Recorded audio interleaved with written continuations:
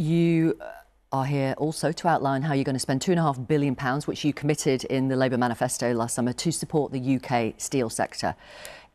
Is that really enough when they've got to switch from these old-fashioned blast furnaces to the modern electric arc furnaces? Well, look, what this is a recognition of is, whilst this international trading position is a challenging one if that were to go ahead in the United States, what we need to do most of all is address our domestic environment for the steel industry. So if you look at demand for steel in the UK, which is strong, we only meet about 30%, 32% of that demand from what we make in the UK.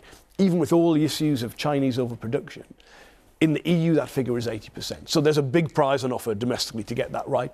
It covers things like energy prices. It covers things like how we deal with what's called carbon leakage, so steel coming from parts of the world that haven't got the same measures. I mean, when you say it covers, I've read it. I've read the Green Paper. It feels like another consultation about another strategy, but when the industry is saying it wants action now, and obviously I'm going to ask you specifically about the Scunthorpe Steelworks. Unions have previously been really concerned that they were going to close. 2,000 jobs under threat.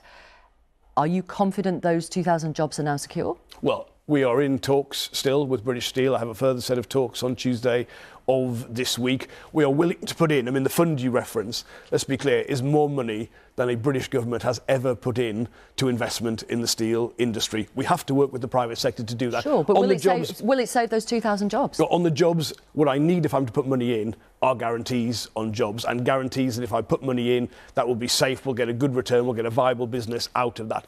The private sector partner in this, British Steel, has to be able to provide that to me.